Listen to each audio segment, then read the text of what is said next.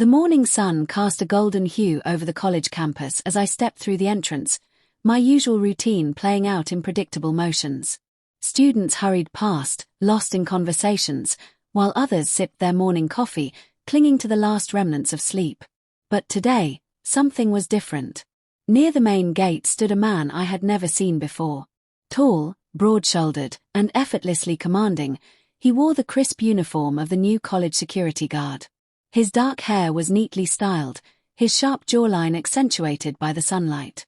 But it was his eyes, deep, unreadable, yet strangely warm, that caught my attention. For a moment, I forgot to keep walking. Something about him pulled me in, an inexplicable attraction that sent an unfamiliar thrill through my chest. I wasn't usually one to notice people this way, but with him, it was different. He must have sensed my lingering gaze because, suddenly, he looked straight at me. Our eyes met. My breath hitched. A small, polite nod from him sent my heart into an erratic rhythm. Embarrassed, I quickly turned away and hurried toward my class, feeling the warmth of a blush creeping up my cheeks. The day went by in a blur, yet my mind kept drifting back to that fleeting moment. Who was he? Where had he come from? And why did a single glance from him leave me feeling so unsteady? By lunchtime, my curiosity had won. I found myself walking toward the main gate again, telling myself it was just coincidence. He was still there, standing with an air of quiet confidence, his gaze scanning the campus.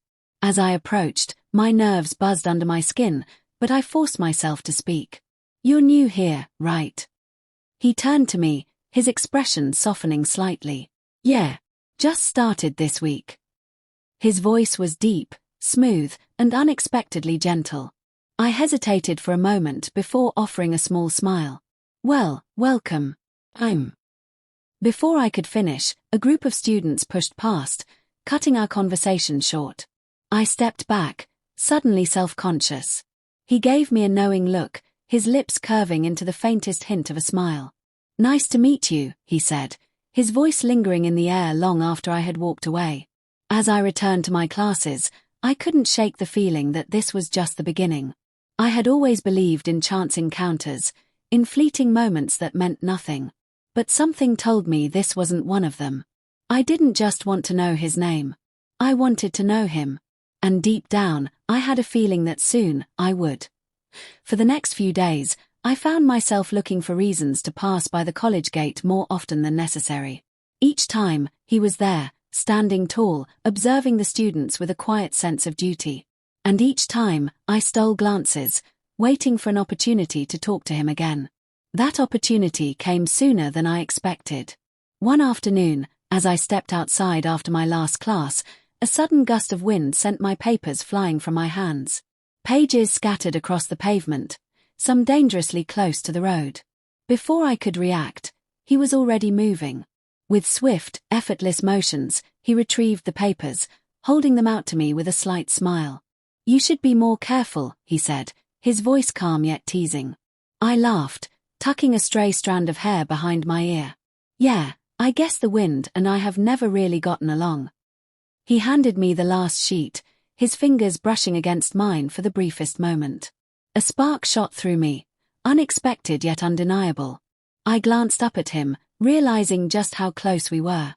"I'm Ayaan, by the way," he said, breaking the silence. His name suited him, strong yet smooth, just like the way he carried himself. "I'm Maya," I replied, feeling an odd sense of accomplishment for finally knowing his name. For a moment, we simply stood there, the usual noise of the campus fading into the background. I wanted to keep the conversation going, to ask him more, but what was I supposed to say? He was the college guard, and I was just another student. There was an invisible line between us, wasn't there? Before I could decide, he spoke again. "So, Maya, are you always this distracted, or is today just special?" I grinned, surprised by his easy confidence. "I'd say it's a special day." His chuckle was low, almost as if he hadn't expected me to say that. "Well, in that case, let me know if you need saving from the wind again." I bit my lip, hesitating for only a second before deciding to be bold. "How about a coffee instead? As a thank you for rescuing my papers." Ayaan raised an eyebrow, studying me as if he were trying to decipher my intentions. Then, to my relief, he nodded. All right. But only if I get to pick the place. Deal. As I walked away, my heart pounded in a way it never had before. This wasn't just some fleeting attraction. It was something more, something thrilling, something I couldn't quite define yet. I had broken the ice. Now, I just had to see where this would take me. The cafe Ayaan chose wasn't far from campus, a quiet little place tucked between bookstores and flower shops. It wasn't one of the trendy spots where students gathered, but rather a cozy corner filled with soft jazz and the scent of freshly brewed coffee. When I arrived, he was already there, leaning against the counter as he ordered. The sight of him, confident yet at ease, made my stomach flutter. Black coffee? He asked, glancing over at me. I scrunched my nose. Absolutely not. I need sugar in my life. He smirked, shaking his head. Figures. We found a table near the window, where the afternoon light painted golden streaks on the wooden furniture. As the minutes passed, conversation flowed effortlessly. I learned that Ayaan had taken the job recently, that he had once dreamed of becoming a police officer, and that he had an older brother who teased him endlessly. What about you? He asked, leaning forward slightly. What's Maya all about? I hesitated. No one had ever asked me that so directly before. I guess I'm still figuring that out, I admitted, stirring my coffee absent-mindedly. I have dreams, but I'm not sure which ones are mine and which ones are just expectations. He studied me for a moment, then said something I didn't expect. Then take your time. The right ones will stay. His words settled in my chest, warm and reassuring. There was something about Ayaan, something steady, something grounding. I felt like I could tell him things I hadn't even admitted to myself. As we left the cafe, the sun had started to dip below the buildings, casting long shadows across the pavement. I wasn't ready for the evening to end just yet. Want to walk for a bit? I asked, half hoping he'd say yes. Ayaan glanced at his watch, then at me, as if debating something. Finally, he nodded. Yeah. Let's walk. The streets were quieter now, the usual rush of people replaced by a comfortable lull. We wandered without direction, our steps slow and unhurried. At some point, our hands brushed against each other. It was brief, just the slightest touch, but it sent a current through me. I didn't move away. Neither did he. As we reached the entrance of my apartment building, we lingered. There was a question in the air, unspoken but understood. Thanks for the coffee, I said softly. Ayaan smiled, but there was something different in his gaze now. Something deeper. Anytime, Maya. He turned to leave, and for a second, I considered calling him back. But I didn't. Not yet. Because I knew this wasn't the end. It was just the beginning. The night air was crisp as I stood by my apartment window, replaying the evening in my mind. Ayaan's words, his steady presence, the way our hands had brushed, it all lingered like a song stuck in my head. I wasn't used to this. The slow unraveling of emotions. The way someone could make you feel seen with just a look. It scared me, but it thrilled me too. A soft buzz from my phone pulled me from my thoughts. Ayaan, did you make it home safely? I smiled, my fingers moving instinctively across the screen. Me, I did. And you? Ayaan, yeah. But I should have walked you to your door. Something about his message made my heart race. Impulsive, I typed before I could second-guess myself. Me, you still can. The three little dots appeared, then disappeared.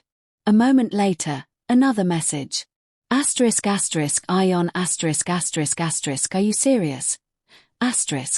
I hesitated. Was I? Did I want to see him again so soon? Yes. Me, yes. 15 minutes later, there was a knock at my door.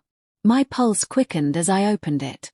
Ayaan stood there, his hands in his jacket pockets, a flicker of something unreadable in his eyes. I wasn't sure if you were joking. I stepped aside, letting him in. I wasn't. The atmosphere was different now, charged, expectant. He took in my apartment, the cozy clutter of books and half-empty coffee cups. "This suits you," he said, his voice softer than before. I leaned against the counter, watching him. "And what about you, Ayaan? Do you let people in often?" A shadow of a smile crossed his lips. "Not really." Silence stretched between us, thick with everything we weren't saying. Then, as if drawn by some invisible force, we closed the space between us. His fingers brushed my wrist, tentative but deliberate. "Maya." I didn't let him finish. Instead, I closed the final gap, pressing my lips to his in a kiss that felt both terrifying and inevitable. His hands found my waist, pulling me closer, and for a moment, the world outside disappeared. There were no expectations, no hesitations. Just us, two people drawn together in a way that felt impossible to ignore. When we finally pulled apart, his forehead rested against mine, his breathing uneven. "This changes things," he murmured. I nodded. "I know." Ayaan exhaled, his grip on me tightening slightly. "Are you ready for that?" I met his gaze, my answer clear. "I think I've been ready for a while." And with that, the night unfolded, not just in whispered confessions and lingering touches, but in the quiet certainty that **** this *** was something real.